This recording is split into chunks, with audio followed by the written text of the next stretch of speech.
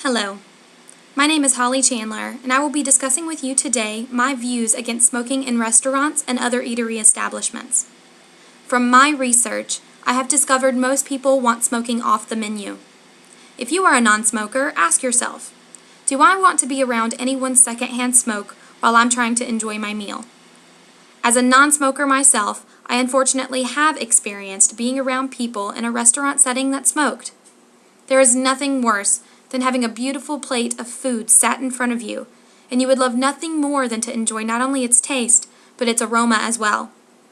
And when you inhale to take it all in, you can't help but gag because of the smoke coming from a table a few feet away. Recently, a law in North Carolina was passed stating that anywhere that serves food is no longer allowed to have an indoor smoking section. If a customer wishes to smoke, they must step outside or be seated in an outdoor smoking section if available. No one wants to be disturbed by anything unpleasant. Most people that do not smoke believe that secondhand smoke is a bother and would prefer not to be around it. This is why smoking in restaurants should continue to be banned. One of the many arguments used towards appealing the smoking ban is the negative financial effect there would be on bars and restaurants. However, according to the March 2003 edition of the New York Times, a study shows that bars and restaurants prospered despite the smoke-free law. These positive effects include a wide range of accomplishments. Some of these include an increase in jobs, an increase in the number of liquor licenses earned, and an increase in business tax payments. Many sports bars have reported seeing an increase in food sales during big game events. It makes sense to me why businesses would not be negatively affected by the smoke-free law. According to the West Virginia Health Statistics Center, nearly 25% of the population are smokers, leaving the remaining 75% of the non-smokers.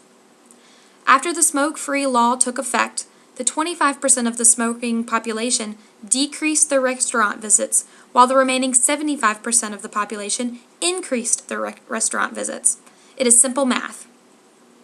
Aside from the positive financial aspects that have become of the smoke-free laws, there are many other effects that have impacted the restaurant industry in a reassuring way. Due to the lack of secondhand smoke, there has been an increase in the number of families present at restaurants, sports bars in particular. Without the health risk of lingering smoke, parents are more likely to bring their children to restaurants as well as attend gaming events at sports bars. One more effect restaurants have seen due to lesser amounts of secondhand smoke is the positive health impacts on the restaurant employees. Being forced to work in a smoking environment can be deadly. However, this ban has allowed employees to work in a much safer environment that has greatly lessened their risk for long-term health problems. Another huge impact that restaurants have seen since the smoking ban is a large increase of table turnovers. Without the option of smoking at their tables, customers are far less likely to linger at their table after finishing a meal. This has enabled restaurants to serve more customers within the same amount of time, therefore increasing food sales and creating a larger customer base. With all of this in mind, I ask you now, is a smoke-free law such a bad idea? Financially, restaurants have proven to prosper despite the smoking ban.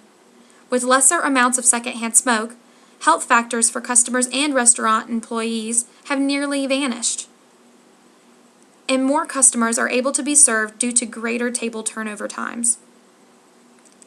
Americans want smoking off the menu. Luckily, it has been proven that restaurants' profits won't be up in smoke as a result. Thank you.